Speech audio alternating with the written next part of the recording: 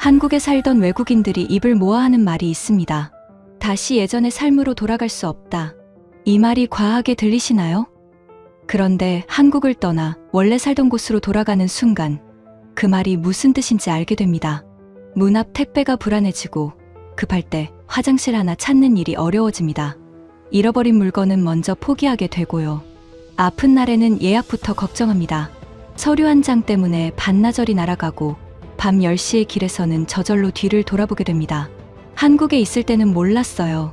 너무 평범해서 특별한 줄 몰랐습니다. 하지만 떠난 뒤에야 보였습니다. 한국은 단순히 빠르고 편한 나라가 아니었습니다.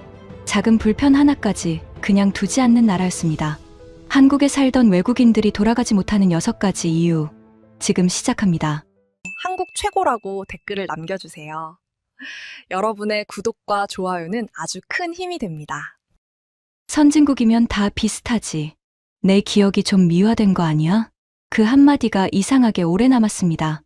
누가 한국을 비웃어서가 아니었어요. 그 말을 듣는 순간 저도 바로 반박하지 못했기 때문입니다. 그날은 파리 편집국 근처 작은 술집에 있었습니다. 늦은 회의가 끝난 밤이었고 테이블 위에는 식은 커피잔과 빨간 표시가 가득한 원고들이 펼쳐져 있었죠. 술잔이 돌자말이 가벼워졌습니다. 저도 분위기에 맞춰 서울 이야기를 꺼냈습니다. 저는 서울에서 2년을 보내고 막 파리로 돌아온 참이었습니다. 직업은 기자였고 오래 써온 분야는 도시 생활이었어요. 교통, 공공시설, 민원, 시민의 불편을 취재해 온 사람이었습니다. 그래서 더 이상했습니다. 웬만한 도시는 쉽게 칭찬하지 않던 제가 서울 이야기만 나오면 말이 길어졌거든요. 누군가 서울 생활은 어땠느냐고 물었습니다.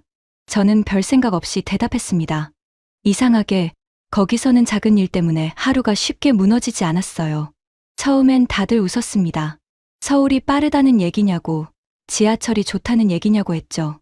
저는 고개를 저었습니다. 단순히 빠르다는 말로는 부족했습니다. 새벽에 주문한 식재료가 아침 현관 앞에 놓여 있던 일, 밤 10시가 넘어도 편의점 불빛을 지나 집에 돌아가던 일, 갑자기 필요한 서류를 주민센터와 무인 발급기에서 바로 뽑았던 일.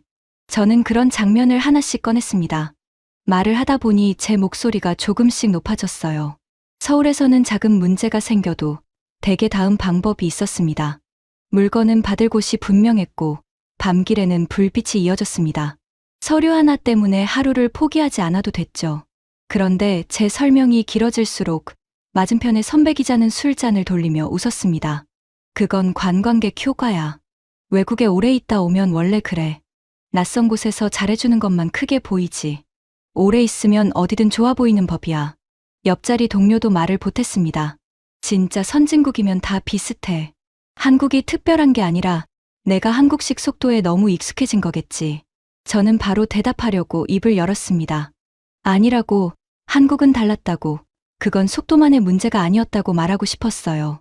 그런데 말이 나오지 않았습니다. 머릿속에는 장면들이 있었습니다. 새벽 현관 앞 상자, 지하철역의 깨끗한 화장실 표지판, 잃어버린 지갑을 찾았다는 연락, 동네 병원 앞 약국 간판, 밤 10시에도 사람들이 걷던 골목. 장면은 분명했습니다. 하지만 증거라고 부르기엔 부족했습니다. 기자는 기억으로 싸우면 안 됩니다. 기억은 따뜻할수록 위험하고 익숙할수록 쉽게 부풀어 오릅니다. 도시를 취재하는 사람이라면 좋은 인상과 실제 생활을 구분해야 했습니다. 그런데 그날의 저는 한국을 설명하면서 자꾸 인상에 기대고 있었죠. 선배 기자는 마지막으로 잔을 내려놓으며 말했습니다. 너는 서울을 좋아했던 거야. 도시가 특별했던 게 아니라. 그 말이 정확한 칼처럼 들어왔습니다. 저는 더 이상 반박하지 않았습니다. 괜히 웃으며 잔을 들었고 대화는 다른 주제로 넘어갔습니다. 누군가는 취재비 삭감을 말했고 누군가는 파리 교통 파업을 꺼냈습니다. 테이블은 다시 시끄러워졌지만 제 귀에는 조금 전 문장만 남았습니다.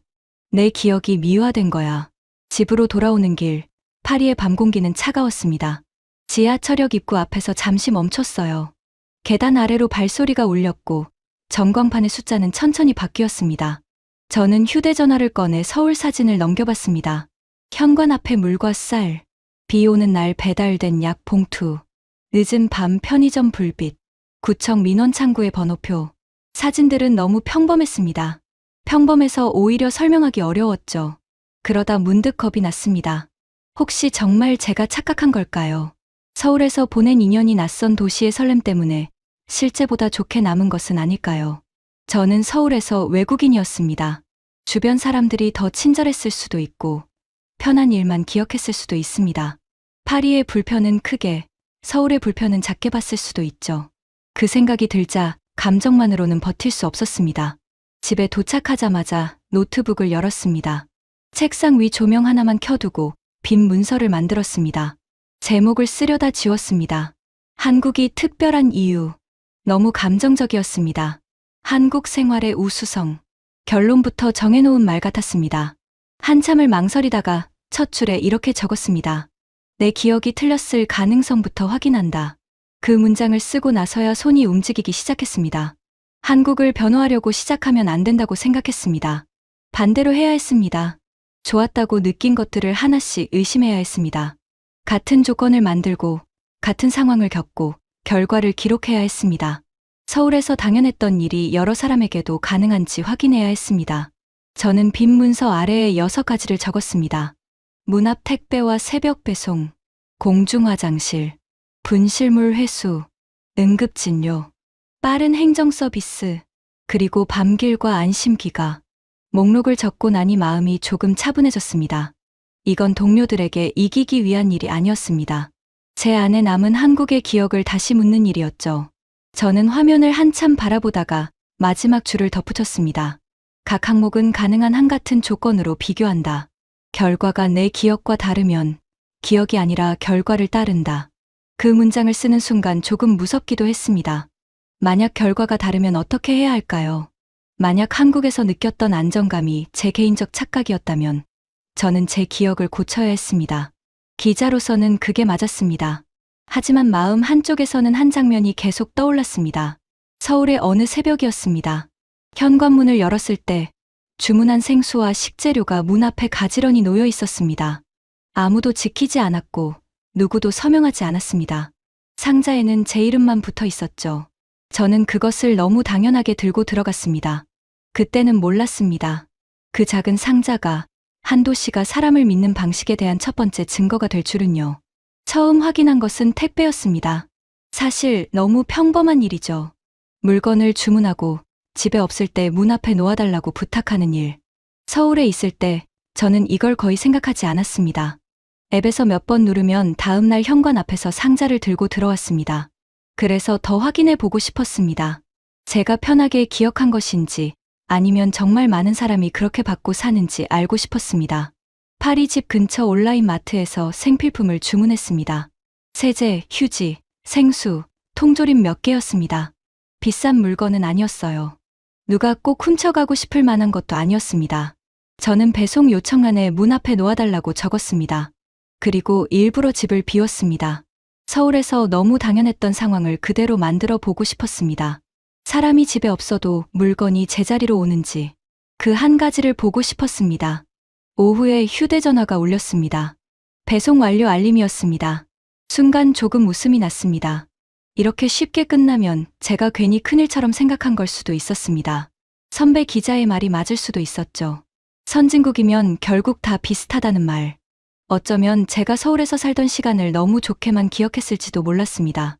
하지만 집에 돌아와 현관 앞을 보는 순간 웃음이 멈췄습니다. 아무것도 없었습니다. 처음에는 층을 잘못 봤나 싶었습니다. 엘리베이터 앞을 봤고 복도 끝도 봤습니다. 우편함 옆도 확인했습니다. 1층 현관 안쪽에도 내려갔습니다. 관리인이 가끔 물건을 놓아두는 작은 자리도 찾아봤습니다. 어디에도 제 물건은 없었습니다. 앱에는 여전히 배송 완료라고 떠 있었어요. 저는 바로 화를 내고 싶지 않았습니다. 한 번의 일로 판단하면 안 된다고 생각했습니다. 메모장에 짧게 적었습니다. 첫 번째 배송. 문 앞에 없음. 물건 위치 모름. 실수일 수 있음. 그렇게 적고 나니 조금 진정됐습니다. 고객센터에 전화를 걸었습니다. 한참 뒤 상담원이 연결됐습니다. 저는 문 앞 배송을 부탁했는데 물건이 보이지 않는다고 말했습니다. 상담원은 차분하게 설명했습니다. 공동주택에서는 분실 문제 때문에 기사가 가까운 픽업 장소에 맡기는 경우가 있다고 했습니다.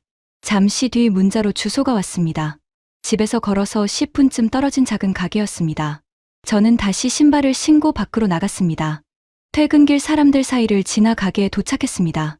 바코드와 신분증을 보여주고서야 물건을 받을 수 있었습니다. 물건은 결국 제 손에 들어왔습니다. 큰 사고는 아니었죠. 누가 저를 괴롭힌 것도 아니었습니다. 하지만 제 하루는 이미 한번 흔들려 있었습니다. 집에 돌아와 다시 메모했습니다. 문 앞 배송 요청. 실제 수령은 픽업 장소. 이유는 분실 책임.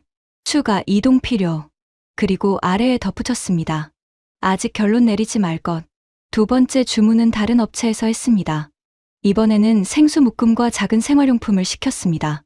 역시 문 앞에 놓아달라고 적었고 일부러 집을 비웠습니다. 이번에는 다른 알림이 왔습니다. 부재 중이라 배송하지 못했다는 내용이었습니다. 다시 받을 날짜를 고르라는 안내가 이어졌습니다. 가장 빠른 날짜는 사흘 뒤였습니다. 저는 휴대전화를 들고 한동안 서 있었습니다. 사흘. 물건 하나 때문에 사흘을 기다리는 일이 그렇게 큰 불편인가? 제가 서울식 속도에 익숙해진 것은 아닌가? 그렇게 생각해 보려고 했습니다. 하지만 사흘은 숫자로만 끝나지 않았습니다. 그날 집에 있어야 했고, 오전 일정을 비워야 했습니다.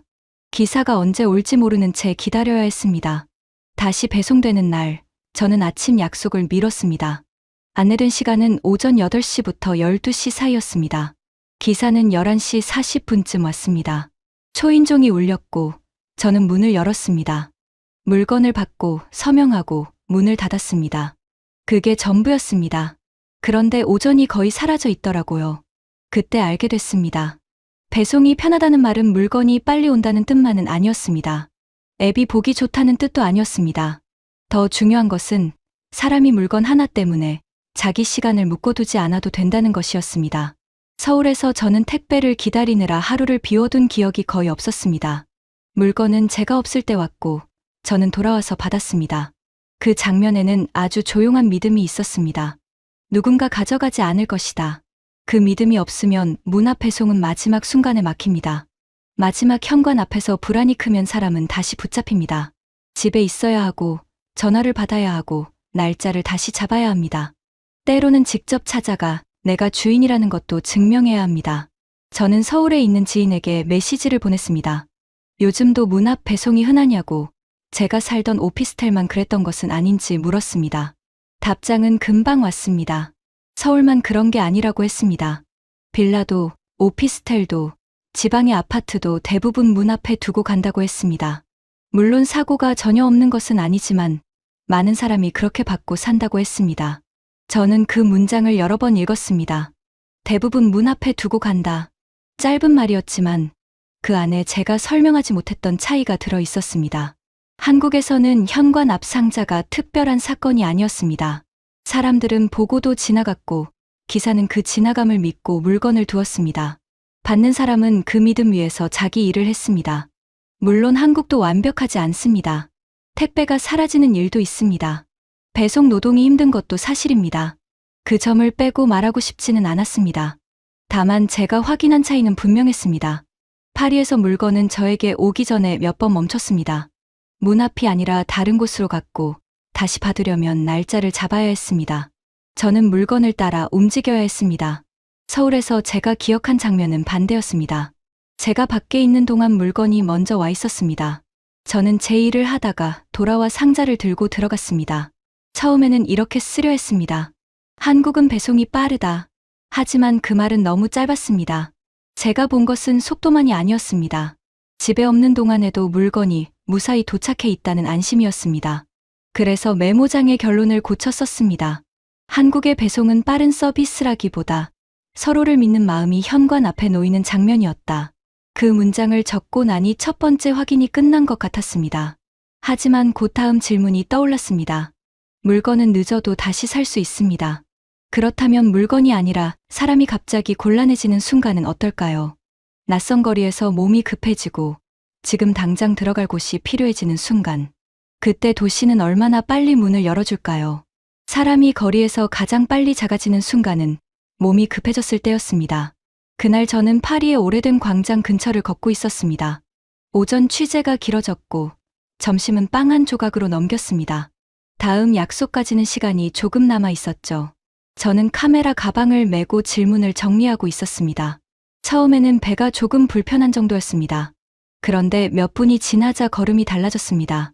천천히 보던 건물들이 눈에 들어오지 않았습니다. 대신 간판부터 찾기 시작했습니다. 카페인지, 서점인지, 공공건물인지, 안에 화장실이 있을 만한 곳인지부터 보였습니다. 조금 전까지 취재하던 거리가 순식간에 다른 길이 됐습니다. 들어갈 수 있는 문이 어디인가? 저는 휴대전화를 꺼내 지도 앱을 켰습니다. 공중화장실을 검색했습니다. 표시가 몇 개 뜨긴 했습니다. 하지만 가장 가까운 곳은 문 여는 시간이 애매했습니다. 다른 한 곳은 돈을 내야 하는 곳이었습니다.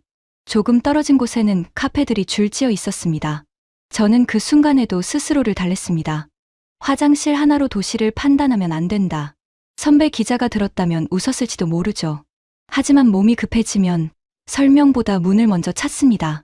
저는 가장 가까운 카페로 들어갔습니다. 계산대 앞에서 커피를 주문했습니다. 그리고 조심스럽게 화장실을 물었습니다. 직원은 말없이 작은 열쇠가 달린 나무판을 건넸습니다. 화장실은 카페 안쪽이 아니라 건물 복도 끝에 있다고 했습니다. 저는 커피가 나오기도 전에 열쇠를 들고 나갔습니다. 복도 끝 문은 낡아 있었습니다. 손잡이를 돌리자 축축한 냄새가 먼저 올라왔습니다. 바닥에는 물기가 번져 있었습니다. 휴지는 거의 없었고 세면대 주변에는 물때가 있었습니다. 문 앞에서 잠깐 멈췄습니다. 하지만 급한 사람에게는 선택지가 많지 않습니다. 그 사실이 이상하게 서글펐습니다. 밖으로 나왔을 때 커피가 계산대 위에 놓여 있었습니다.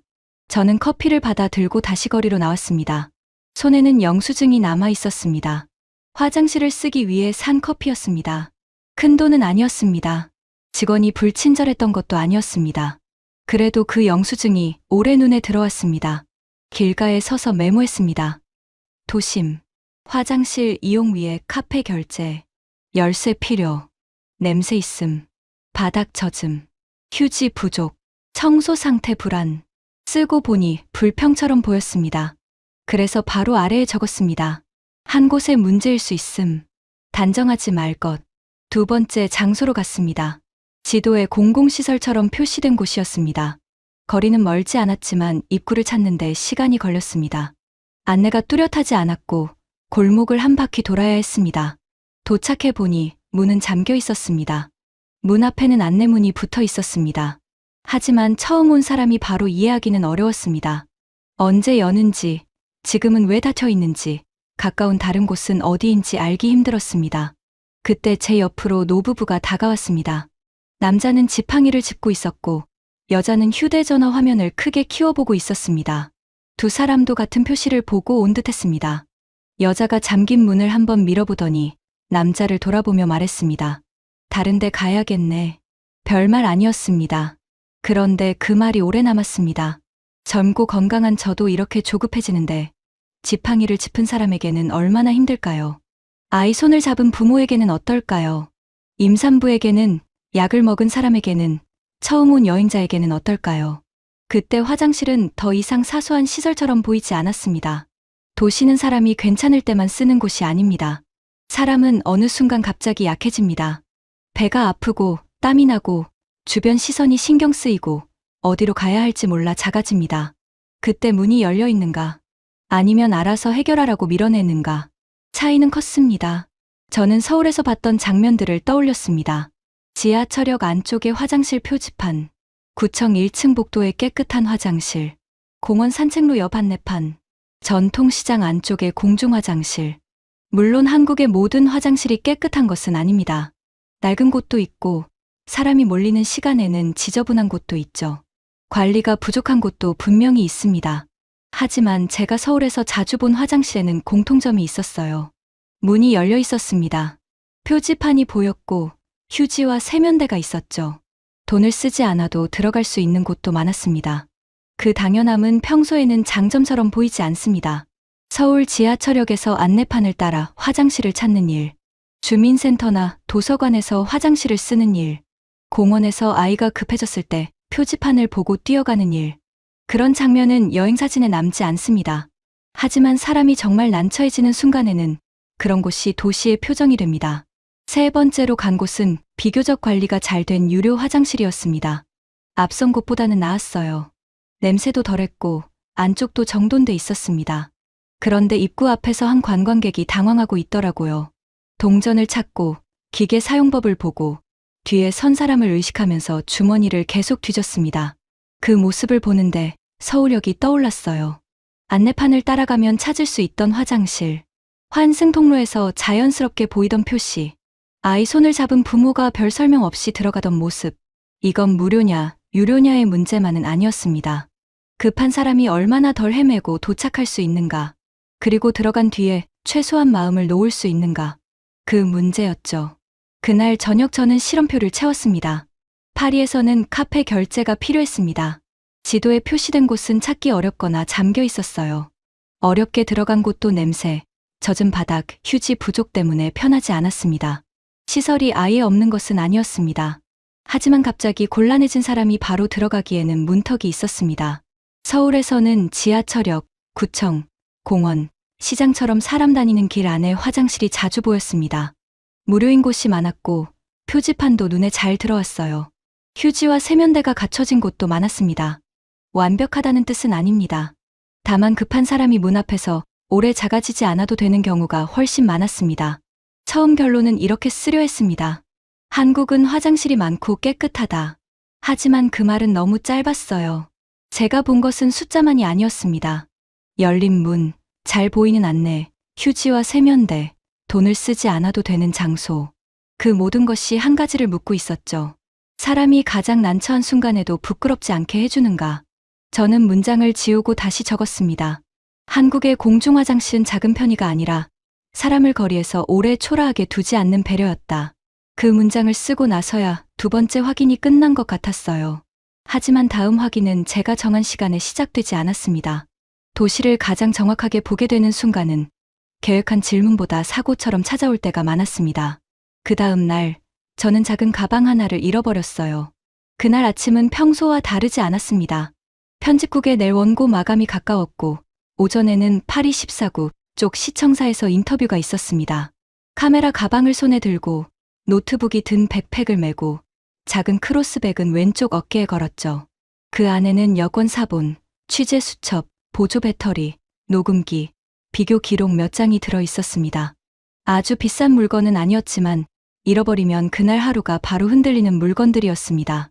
인터뷰는 생각보다 길어졌습니다. 담당자는 친절했고 필요한 답도 꽤 들었어요. 시청사를 나왔을 때는 점심시간이 조금 지나 있었습니다. 저는 근처 카페에 들어가 커피를 주문하고 창가 자리에 앉았습니다. 노트북을 꺼내려는데 이상하게 어깨가 가벼웠어요. 처음에는 외투가 한쪽으로 흘러내린 줄 알았습니다. 그런데 손이 허공을 더듬었습니다. 늘 있어야 할 가방끈이 없었죠. 의자 옆을 보고 발밑을 보고 백팩 주머니를 열었습니다. 카메라 가방도 다시 확인했습니다.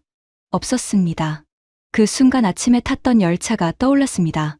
저는 잠깐 좌석 옆구리에 작은 가방을 걸어두었어요. 수첩을 꺼내 인터뷰 질문을 다시 받고 내릴 때는 백팩과 카메라만 챙겼습니다. 그 장면이 너무 선명해서 몇 초 동안 그대로 굳어 있었죠. 커피는 그대로 두고 밖으로 나왔습니다. 역까지 걸어가는 동안 같은 생각만 반복했어요. 아직 그 자리에 있을까? 누가 발견했을까? 영무실에 맡겨뒀을까? 머릿속이 그 질문들로 가득 찼습니다. 역 안내 창구 앞에는 사람들이 몇 명 서 있었습니다. 제 차례가 되자 저는 어느 열차였는지, 어느 시간대였는지, 어느 칸 근처였는지 말했습니다. 역무원은 친절했고 가능한 방법을 차근차근 알려주었어요. 하지만 설명을 들을수록 마음은 조금씩 가라앉았습니다. 먼저 온라인으로 분실물 신고를 해야 했습니다. 그 다음 종착역 쪽에도 확인해야 했어요. 시간이 지나면 중앙분실물센터 목록을 다시 봐야 했습니다. 어디에 들어오면 누가 바로 연락해주는 방식은 아니었습니다. 제가 계속 확인해야 하는 일이었죠. 저는 역벤치에 앉아 휴대전화로 신고 페이지를 열었습니다. 물건 종류와 색깔을 고르고 작은 검은색 크로스백 안에 취재 수첩과 녹음기, 보조 배터리와 여권 사본이 들어 있었다고 적었습니다. 안쪽 지퍼에 달린 작은 열쇠고리도 빠뜨리지 않았어요. 접수를 누르자 번호가 나왔습니다. 저는 그 번호를 캡처하고 메모장에도 옮겼어요. 그런데 그 번호가 이상하게 저를 안심시키지 않았습니다. 오히려 이제부터 제가 붙잡고 있어야 할 작은 끈처럼 보였습니다. 영무원은 내일 다시 확인해보라고 했습니다. 틀린 말은 아니었습니다. 불친절한 것도 아니었어요. 하지만 그 순간 저는 가방을 잃어버린 사람이 아니라 가방을 찾아야 하는 담당자가 된 것 같았습니다. 어디에 신고했는지, 어떤 번호를 받았는지, 언제 다시 확인해야 하는지 전부 제가 기억해야 했죠. 그날 오후 일은 손에 잡히지 않았습니다. 편집국으로 돌아와서도 저는 계속 분실물 조회 페이지를 새로 고침했어요. 아무 변화가 없었습니다. 다른 번호로 전화해보라는 안내가 나왔고 그 번호로 전화하면 다시 온라인 접수를 했느냐고 물었습니다. 했다고 말하면 그러면 기다려야 한다는 대답이 돌아왔죠.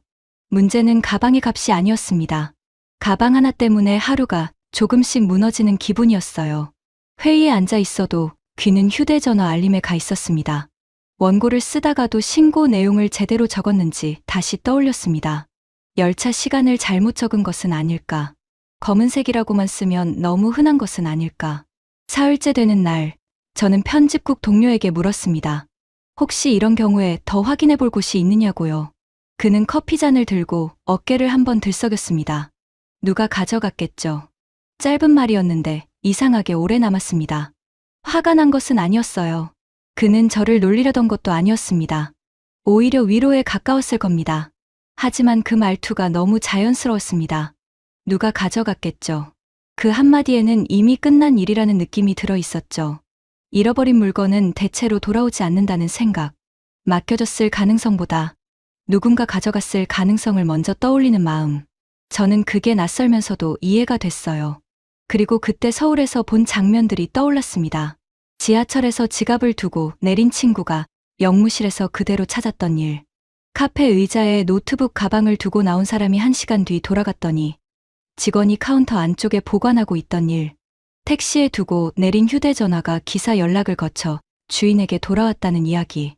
그 이야기들이 전부 아름다운 미담은 아니었습니다.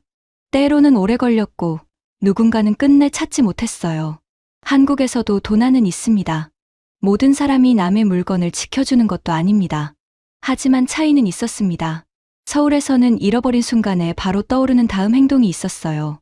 지하철 유실물 센터를 확인해 볼 수 있었습니다. 택시 기록을 찾아볼 수 있었습니다. 경찰서나 분실물 센터에 들어왔는지 볼 수 있었습니다. 카페 직원에게 물어보면 맡아둔 물건이 나오는 일도 많았죠. 물건을 주운 사람도 어디에 맡기면 되는지 비교적 알고 있었습니다. 잃어버린 사람도 어디부터 찾아보면 되는지 알고 있었습니다. 그 차이가 컸어요. 선한 마음만으로는 부족합니다. 누군가 좋은 마음으로 물건을 주어도 맡길 곳이 멀고 어렵다면 그냥 지나칠 수 있습니다. 반대로 맡길 곳이 가까이 있고 거기에 두면 주인이 찾을 수 있다고 믿으면 사람은 조금 더 쉽게 움직입니다. 저는 그날 밤 시험표를 열었습니다. 파리에는 절차가 있었습니다. 사람들도 친절했습니다. 하지만 그 절차는 여러 갈래로 나뉘어 있었고 저는 계속 번호를 붙잡고 확인해야 했어요. 주변 사람의 첫 반응도 이미 잃어버린 일에 가까웠습니다. 서울에서는 모든 물건이 돌아오는 것은 아니었습니다. 그래도 잃어버린 사람이 바로 포기하지 않아도 되는 길이 더 선명했어요. 누군가 발견하면 맡길 곳이 있고 잃어버린 사람은 찾아볼 곳이 있었습니다. 처음에는 결론칸에 이렇게 쓰려 했습니다. 한국은 분실물을 잘 찾아준다. 하지만 그 말은 너무 가벼웠습니다. 제가 본 것은 착한 사람들의 이야기만이 아니었죠. 잃어버린 물건 하나를 그냥 운에 맡기지 않으려는 생활의 습관이었습니다. 저는 문장을 지우고 다시 적었습니다. 한국에서는 잃어버린 물건 앞에서도 사람이 처음부터 혼자가 되지 않는다. 그 문장을 쓰고도 가방은 돌아오지 않았습니다. 저는 며칠 더 조회했고 2번 더 전화를 걸었어요. 마지막에는 접수 번호가 적힌 메모를 수첩 뒤에 끼워 넣었습니다. 가방을 잃어버린 불안은 며칠 동안 남았습니다. 하지만 물건을 잃어버린 불안과 몸이 아픈 날의 불안은 전혀 달랐습니다. 물건은 다시 살 수도 있습니다. 기록은 다시 만들 수도 있습니다. 그러나 몸이 보내는 신호는 기다려주지 않습니다. 며칠 뒤 아침, 저는 그 차이를 아주 직접적으로 알게 됐어요. 새벽 4시쯤 잠에서 깼습니다. 처음에는 자세가 불편해서 그런 줄 알았습니다. 옆으로 돌아 누웠는데 배 아래쪽에서 둔한 통증이 계속됐어요. 심하진 않았지만 사라지지도 않았습니다. 아침이 되자 통증은 조금 더 또렷해졌습니다. 전날 늦게 먹은 음식 때문일지도 모른다고 생각했어요. 물을 한 컵 마시고 식탁 옆에 앉았습니다. 마감 중인 원고가 있었고, 오전에는 편집국 회의도 있었습니다. 몸이 조금 불편하다고 하루를 접을 수는 없다고 생각했죠. 그런데 노트북을 여는 순간 화면에 글자가 잘 들어오지 않았습니다. 배 안쪽이 천천히 조여오는 느낌이었어요. 참을 수 없을 정도는 아니었습니다. 그래서 더 애매했습니다. 그냥 넘기기에는 신경 쓰이고 응급실에 갈 만큼인지도 알 수 없었습니다. 아픈 사람이 가장 먼저 하는 일은 병명을 맞히는 일이 아니었습니다. 스스로에게 묻는 일이었습니다. 이 정도면 병원에 가야 하나. 저는 파리에서 등록해둔 주치의 클리닉 번호를 찾았습니다. 전화 연결음이 몇 번 울리고 접수 직원이 받았습니다. 저는 복통이 있고 약간 열감도 있는 것 같고 전날 밤부터 불편했는데 아침부터 더 심해졌다고 말했습니다. 직원은 차분했습니다. 이름과 생년월일을 확인했고 컴퓨터 자판을 치는 소리가 잠깐 들렸습니다. 저는 그 짧은 침묵 동안 식탁 모서리를 손가락으로 두드렸어요. 가장 빠른 예약은 이틀 뒤 오후라고 했습니다. 저는 잠깐 말을 멈췄습니다. 이틀 뒤, 그 사이에 나아질 수도 있었습니다. 하지만 더 나빠질 수도 있었죠. 오늘은 어렵냐고 다시 물었습니다. 직원은 미안하다고 했습니다. 당일 빈자리가 없고 통증이 심하거나 응급이라고 생각되면 응급실을 이용하라고 했습니다. 전화를 끊고 한동안 휴대전화를 내려다봤어요. 문제는 바로 그 말이었습니다.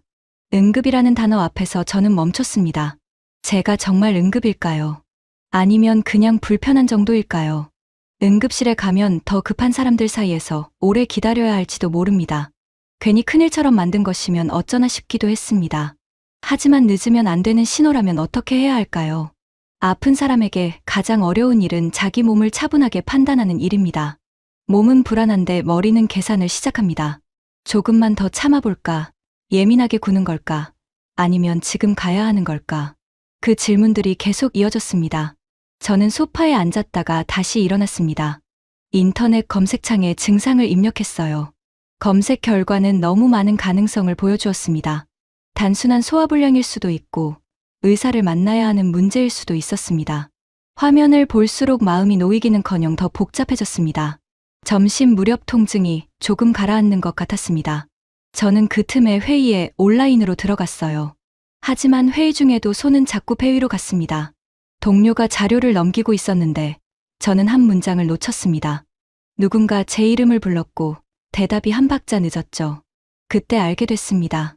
아프면 사람은 일도, 판단도, 체면도 조금씩 놓치게 됩니다.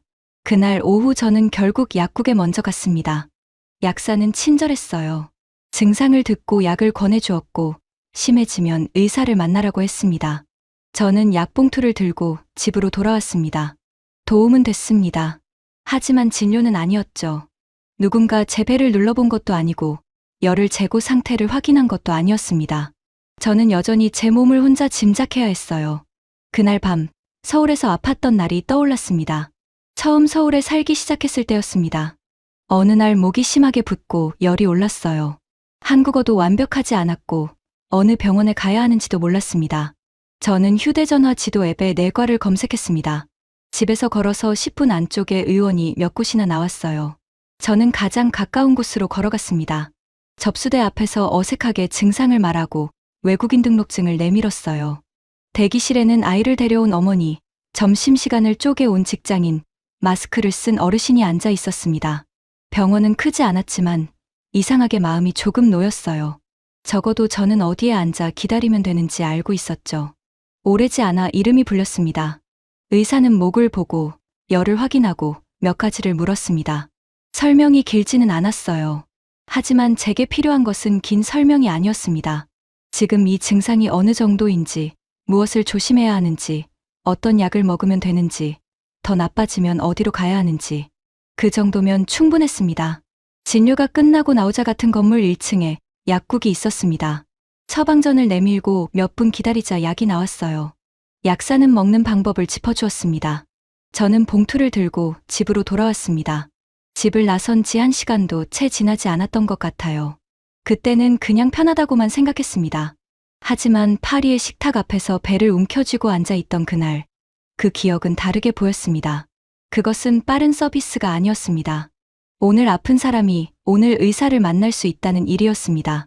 증상이 애매한 사람이 검색창 앞에서 혼자 자기 몸을 재판하지 않아도 되는 일이었죠. 저는 한국에 사는 외국인 지인들에게도 메시지를 보냈습니다. 아팠을 때 어떻게 병원을 이용했는지 물었습니다. 답은 비슷했습니다.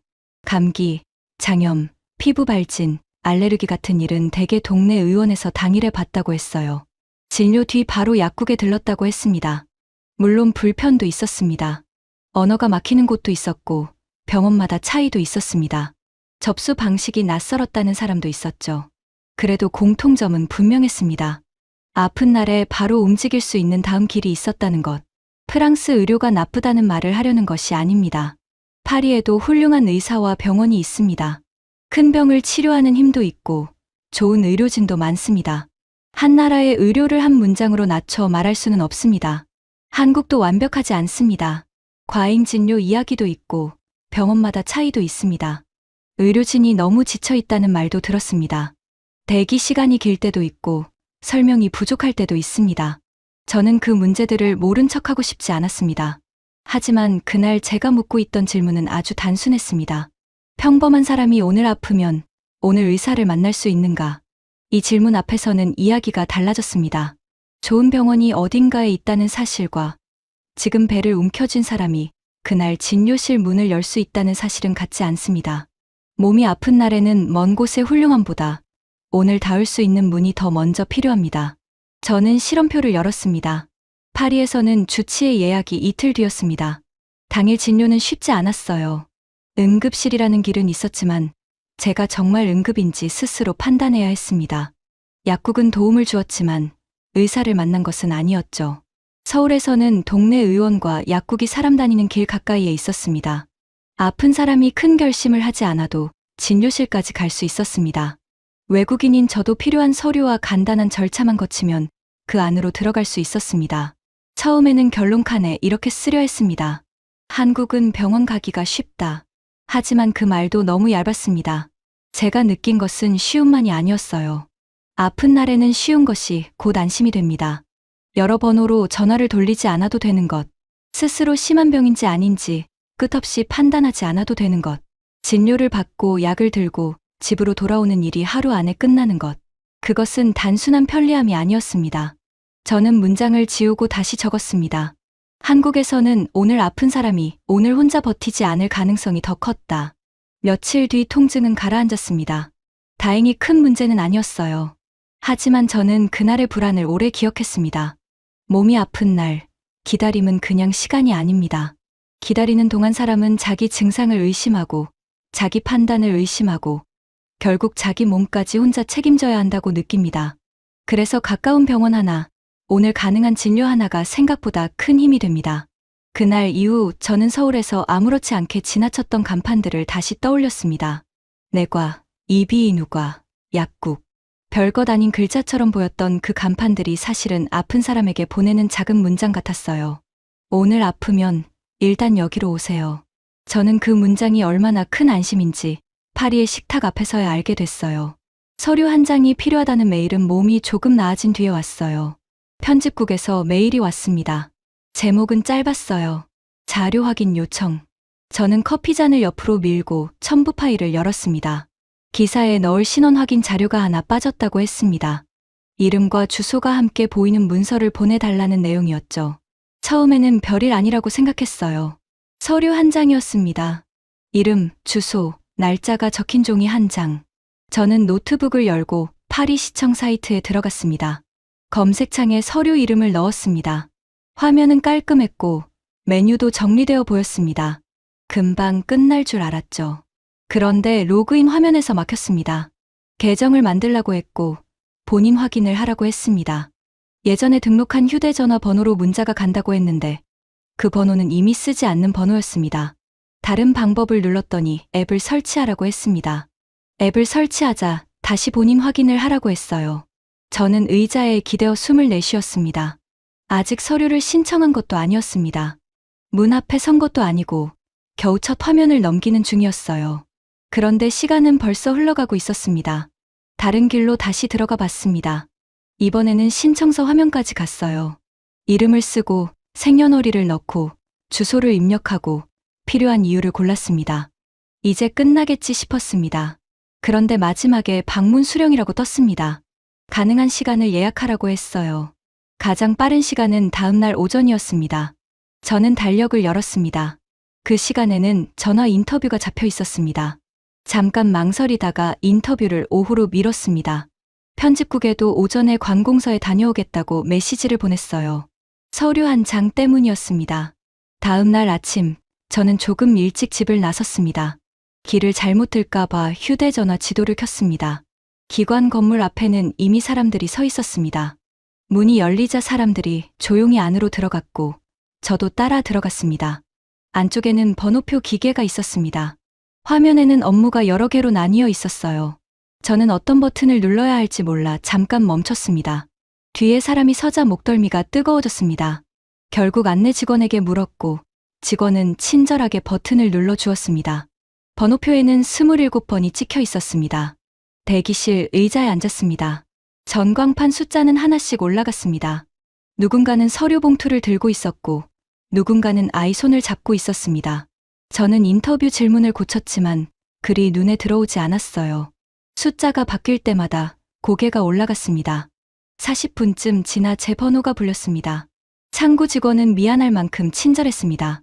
제 말을 끝까지 들었고 신분증을 확인했고 컴퓨터에 몇 가지를 입력했습니다. 저는 이제 프린터에서 종이가 나올 거라고 생각했어요. 그런데 직원의 표정이 조금 바뀌었습니다. 이 서류는 여기서 바로 출력할 수 없다고 했습니다. 담당 부서 확인이 필요하고 며칠 뒤 우편으로 받을 수 있다고 했어요. 저는 다시 물었습니다. 오늘 받을 수는 없나요? 직원은 고개를 저었습니다. 급하면 다른 곳에 문의해 볼 수 있지만 답은 비슷할 거라고 했습니다. 그는 접수 번호가 적힌 종이를 건넸습니다. 저는 그 종이를 들고 자리에서 일어났습니다. 건물 밖으로 나오니 점심시간이 가까웠습니다. 서류는 아직 없었습니다. 그런데 제 오전은 사라져 있었습니다. 인터뷰는 오후로 밀렸고 원고 수정은 저녁으로 넘어갔습니다. 길가에 서서 접수 번호를 내려다보는데 이상하게 허탈했어요. 그때 서울의 주민센터가 떠올랐습니다. 서울에서 살던 어느 오후였습니다. 비슷한 서류가 필요했어요. 저는 또 겁을 먹었습니다. 외국에서 서류를 떼는 일은 늘 어렵다고 생각했기 때문이죠. 그런데 지인이 근처 주민센터에 가보라고 했습니다.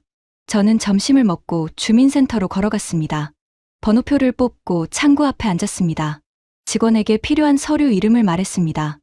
헷갈리는 항목은 직원이 설명해 주었습니다. 신분 확인을 하고 몇 가지를 묻고 프린터가 움직였습니다. 몇 분 뒤 종이가 나왔습니다. 저는 그 종이를 봉투에 넣어 들고 나왔습니다. 너무 조용히 끝나서 오히려 이상했습니다. 필요한 곳에 가서 말했고 받을 수 있는 것은 바로 받았습니다. 또 한 번은 지하철역 근처 무인 발급기를 이용했습니다. 화면에서 서류를 고르고 본인 확인을 하고 수수료를 냈습니다. 기계 안에서 종이가 나왔고 저는 사진을 찍어 담당자에게 보냈습니다. 그때는 그냥 빠르다고 생각했습니다. 하지만 파리에서 오전을 보내고 돌아오는 길에는 그 말이 너무 작게 느껴졌어요. 빠른 게 전부가 아니었습니다. 중요한 건 서류 한 장 때문에 하루를 내놓지 않아도 된다는 점이었습니다. 물론 한국도 늘 쉬운 것은 아니었습니다.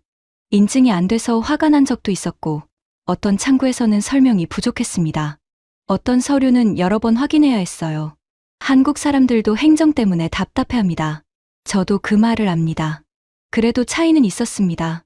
많은 경우 갈 곳이 가까웠습니다. 물어볼 사람이 있었고 바로 나오는 서류가 있었고 기계로 해결되는 일도 있었습니다. 안 되는 일은 안 된다고 해도 되는 일까지 사람의 하루를 오래 붙잡아 두지는 않았습니다. 집에 돌아와 실험표를 열었습니다. 파리에서는 온라인으로 시작했지만 본인 확인해서 막혔습니다. 결국 다음 날 오전에 직접 갔고 기다렸고 창구에 앉았고 다시 며칠을 기다리게 됐습니다. 사람들은 친절했습니다. 하지만 제 시간은 빠져나갔습니다. 서울에서는 모든 일이 완벽했던 것은 아닙니다. 그래도 많은 서류는 동네 안에서 해결됐습니다. 주민센터와 무인 발급기와 온라인 창구가 제 하루를 덜 흔들어 주었습니다. 처음에는 이렇게 쓰려 했습니다. 한국은 행정이 빠르다. 그런데 부족했습니다. 느린 일의 값은 기다리는 사람이 냅니다. 반차를 내는 사람, 아이를 맡길 곳을 찾는 사람, 마감을 미루는 사람, 길 위에서 시간을 잃는 사람이 냅니다. 저는 문장을 지우고 다시 적었습니다. 서류 한 장이 빨리 나오는 나라는 사람의 하루를 함부로 빼앗지 않는다. 그 문장을 쓰고 나니 조용해졌습니다. 큰 사건은 아니었습니다. 아무도 제게 소리를 지르지 않았고 나쁜 일을 당한 것도 아니었습니다. 그런데 하루는 조금씩 깎여 있었습니다. 작은 불편은 그렇게 옵니다. 크게 아프게 하지 않아서 더 늦게 알아차립니다. 다 끝난 뒤에야 내 시간이 어디론가 사라졌다는 것을 알게 됩니다. 그날 편집국 마감은 늦게 끝났습니다. 시계를 보니 밤 10시였습니다. 사무실에는 몇 명만 남아 있었습니다. 창밖의 파리는 이미 어두웠습니다. 저는 가방을 챙기다가 잠시 멈췄어요. 지하철을 탈지, 택시를 부를지, 마지막 실험을 해볼지 생각했습니다. 결국 한 정거장 앞에서 내려 집까지 걸어가 보기로 했습니다. 낮이라면 아무 일도 아니었습니다. 걸어서 20몇 분. 휴대전화 지도는 짧은 길을 보여주었습니다. 하지만 밤이 되면 같은 길도 다르게 보였습니다. 카페 앞 의자는 접혀 있었고 가게 불도 하나씩 꺼지고 있었습니다. 첫 골목에 들어서자마자 저는 이어폰을 뺐습니다. 음악이 싫어서가 아니었습니다. 주변 소리를 놓칠까 봐 불안했거든요. 뒤에서 걷는 소리, 오토바이 소리, 철문이 닫히는 소리가 따로 들렸습니다. 그 소리들이 저를 향한 것은 아니었습니다. 그런데도 저는 자꾸 뒤를 돌아봤습니다. 위험한 일은 아무것도 일어나지 않았습니다. 누가 따라온 것도 아니고 소리를 지른 사람도 없었습니다. 가로등은 켜져 있었고 신호등도 정상적으로 바뀌었습니다. 멀리 경찰차가 지나가는 것도 보였어요. 그런데 제 걸음은 낮보다 빨라졌습니다. 지도는 골목길을 추천했습니다. 저는 큰 길을 골랐습니다. 조금 돌아가더라도 밝은 길이 나았습니다. 열린 가게가 하나라도 보이는 길이 나았습니다. 택시가 지나갈 수 있는 길이 나았습니다. 그때 알게 됐습니다. 밤길에서 힘든 것은 꼭 무슨 일이 생겨서가 아니었습니다. 무슨 일이 생기지 않게 계속 생각해야 하는 것이 힘들었습니다. 어느 길이 밝은지, 뒤에 걷는 사람이 같은 방향인지, 들어갈 가게가 있는지, 휴대전화 배터리는 충분한지. 저는 걷고 있었지만 머릿속으로는 계속 계산하고 있었습니다. 길모퉁이의 작은 가게가 문을 닫고 있었습니다. 주인은 간판을 안으로 들이고 있었고 노란 불빛이 보도 위로 잠깐 흘러나왔습니다. 저는 그 앞에서 걸음을 조금 늦췄습니다. 사람이 있다는 사실만으로 마음이 놓였습니다. 하지만 셔터가 내려가자 그 길은 금세 조용해졌습니다. 그 순간 서울의 밤이 떠올랐습니다. 서울의 밤이 언제나 편했던 것은 아닙니다. 낯선 골목에서는 저도 긴장했습니다. 술집이 많은 길에서는 피하고 싶은 순간도 있었어요. 늦은 밤 택시 번호를 가족에게 보내는 사람도 봤습니다. 한국이라고 모든 길이 안전한 것은 아닙니다. 그래도 서울에서 자주 느낀 것이 있었습니다. 조심은 하지만 혼자 남겨졌다는 느낌은 덜했습니다. 밤 10시의 서울 거리에는 아직 사람들이 많았습니다. 지하철역 계단에서는 퇴근한 사람들이 올라왔습니다. 버스 정류장에는 휴대전화를 보는 사람들이 있었습니다. 편의점 불빛은 골목마다 이어졌고 작은 식당은 마지막 손님을 받거나 정리 중이었습니다.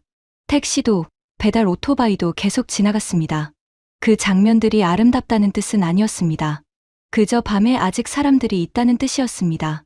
사람이 있으면 마음이 조금 내려앉습니다. 무슨 일이 생기면 들어갈 곳이 있고 방향을 바꿀 수 있고 누군가 있는 쪽으로 걸어갈 수 있습니다. 그것만으로도 밤의 무게가 줄어듭니다. 저는 서울에서 밤늦게 원고를 마치고 돌아오던 날들을 떠올렸습니다. 편의점 앞에는 컵라면을 먹는 학생들이 있었습니다. 대리운전 기사를 기다리는 회사원들이 있었습니다. 약국 간판이 아직 켜져 있던 날도 있었고 횡단보도 앞에는 저 말고도 신호를 기다리는 사람들이 있었습니다. 그때는 그저 시끄럽다고 생각했어요. 지금 생각해보니 그 소리와 불빛이 밤의 무게를 나눠 가지고 있었습니다. 파리의 길에서 저는 휴대전화를 자꾸 손에 쥐었습니다. 지도를 보기 위해서이기도 했지만 바로 연락할 수 있다는 느낌이 필요했거든요. 뒤에서 두 사람이 크게 웃으며 걸어왔을 때 저는 길 건너편으로 옮겨갔습니다. 그들은 자기들끼리 이야기하며 지나갔습니다. 그런데도 심장이 조금 빨리 뛰었습니다. 걷는 동안 계속 생각했습니다. 이 비교가 너무 단순한 것은 아닐까? 파리에도 안전한 동네가 있고 서울에도 피하고 싶은 길이 있습니다. 한 도시 전체를 한 문장으로 말할 수는 없습니다. 그래서 노트에 이렇게 적었습니다. 오늘 본 것은 범죄의 숫자가 아니다. 밤에 집으로 가는 사람이 얼마나 덜 혼자가 되는가이다. 그 문장을 쓰고 나니 제가 왜 큰 길을 골랐는지 알 것 같았습니다. 저는 빠른 길이 아니라 덜 외로운 길을 고르고 있었습니다. 불이 켜진 길, 사람이 있는 길, 차가 다니는 길. 그런 길을 찾아 조금씩 돌아가고 있었습니다. 집 근처에 도착했을 때도 밤 10시가 지나 있었습니다. 현관 앞에서 열쇠를 꺼내는데 이상하게 피곤했습니다. 많이 걸어서가 아니었습니다. 계속 살피며 걸었기 때문이죠. 방에 들어와 불을 켰습니다. 코트를 의자에 걸고 한동안 그대로 서 있었습니다. 한국에서 저는 밤길을 너무 당연하게 여겼는지도 모릅니다. 늦은 버스, 지하철 안내, 편의점 불빛, 택시 호출, 아직 걸어 다니는 사람들. 하나하나는 대단해 보이지 않았습니다. 그런데 겹치면 집으로 돌아가는 일이 조금 덜 무서워졌습니다. 저는 실험표의 마지막 칸을 채웠습니다. 파리에서 밤 10시 귀가가 불가능한 것은 아니었습니다. 위험한 일이 생긴 것도 아니었습니다. 다만 저는 이어폰을 빼고 큰 길을 고르고 열린 가게를 찾고 뒤를 돌아봤습니다. 마음을 놓으려고 계속 애써야 했습니다. 서울의 밤도 완벽하지 않았습니다. 그래도 많은 순간, 늦은 시간까지 남아있는 사람과 불빛이 있었습니다. 그 덕분에 저는 조금 덜 혼자가 됐습니다. 그날 밤, 저는 6가지 기록을 다시 펼쳤습니다. 문 앞의 택배, 공중화장실, 잃어버린 가방, 아픈 날의 병원, 서류 한 장, 그리고 밤 10시의 귀가. 모두 작고 평범한 일이었습니다. 뉴스 제목이 되기 어려운 일들이었습니다. 하지만 그 평범한 순간들이 모이자 한 문장이 천천히 보였습니다. 제가 서울을 그리워한 것은 한국이 화려해서가 아니었습니다. 곤란한 순간마다 그곳이 저를 완전히 혼자 두지 않았기 때문이었습니다. 다음 날 아침, 책상 위에는 실험표가 그대로 펼쳐져 있었습니다. 커피를 들고 앉아 처음부터 다시 읽었습니다. 문 앞의 택배, 공중화장실, 잃어버린 가방, 아픈 날의 병원, 서류 한 장, 밤 10시의 귀가가 차례로 적혀 있었습니다. 파리에서 겪은 일과 서울에서 떠올린 일이 나란히 있었습니다. 처음에는 서로 다른 이야기라고 생각했습니다. 배송은 배송이고, 화장실은 화장실이고, 병원은 병원이라고 생각했습니다. 그런데 다시 읽어보니 모두 같은 질문으로 모이고 있었습니다. 사람이 곤란해졌을 때 어디로 갈 수 있는가? 물건이 없어졌을 때 찾아볼 곳이 있는가? 몸이 아플 때 오늘 만날 의사가 있는가? 서류가 필요할 때 하루를 다 내놓지 않아도 되는가? 밤에 혼자 걸을 때 들어갈 불빛이 있는가? 질문은 단순했습니다. 답은 단순하지 않았습니다. 한국은 모든 물건을 찾아주는 나라도 아니었습니다. 모든 병원이 친절한 것도 아니었고, 모든 서류가 바로 나오는 것도 아니었습니다. 모든 밤길이 안전한 것도 아니었습니다. 서울에서 살며 불편한 일도 많았습니다. 인증 화면 앞에서 한숨을 쉰 적도 있었고, 붐비는 병원 대기실에서 지친 적도 있었습니다. 밤길을 돌아간 날도 있었습니다. 그래서 한국을 완벽한 나라처럼 말하고 싶지는 않았습니다. 그런 말은 금방 거짓이 됩니다. 어느 나라든 좋은 점과 나쁜 점이 함께 있습니다. 프랑스에도 배울 점은 많습니다. 파리의 오래된 길과 병원과 학교와 이웃의 방식에는 제가 좋아하는 것들이 있습니다. 저는 그 도시를 미워해서 이 기록을 쓴 것이 아니었습니다. 다만 6가지를 직접 겪고 나니 제가 서울에서 느꼈던 편안함이 단순한 추억은 아니었다는 것을 알게 됐습니다. 처음 술집에서 선배가 말했습니다. 내 기억이 미화된 거야. 그 말을 들었을 때 저는 바로 반박하지 못했습니다. 제 안에는 장면이 많았지만 설명할 말을 찾지 못했습니다. 현관 앞 상자, 지하철역 화장실 표지판, 주민센터 번호표, 동네 병원 앞 약국, 밤에도 켜져 있던 편의점 불빛. 저는 그것들이 왜 중요한지 말하지 못했습니다. 이제는 조금 알 것 같았습니다. 그것들은 모두 작았습니다. 너무 작아서 살고 있을 때는 잘 보이지 않았습니다. 하지만 사람이 곤란해지는 순간에는 갑자기 커졌습니다. 물건을 받을 수 있는 문 앞, 급할 때 들어갈 수 있는 화장실, 잃어버린 것을 물어볼 창구, 오늘 갈 수 있는 병원, 바로 뗄 수 있는 서류, 밤길에 남아있는 불빛. 이런 것들이 사람을 크게 행복하게 만들지는 않을지도 모릅니다. 하지만 사람을 덜 무너지게 합니다. 저는 그 차이를 이제야 알게 됐습니다. 좋은 곳은 늘 사람을 감동시키는 곳만은 아니었습니다. 때로는 사람이 당황했을 때 다음에 할 수 있는 일을 하나 남겨두는 곳이었습니다. 한국에서 저는 그 길을 자주 봤습니다. 누군가는 여전히 도움을 받지 못했고, 누군가는 긴 줄 앞에서 지쳤고, 누군가는 밤길이 무서웠습니다. 한국 안에도 고쳐야 할 일은 많았습니다. 저는 그것을 빼고 말하고 싶지 않았습니다. 그럼에도 제가 본 것은 분명했습니다. 한국은 단순히 빠르고 편한 나라가 아니었습니다. 사람이 곤란해지는 순간 혼자 버티게 놔두지 않는 나라였습니다. 그 두 문장을 쓰고 나서 저는 한참 화면을 바라봤습니다. 이 말이 모든 사람에게 같은 뜻으로 들리지는 않을 것입니다.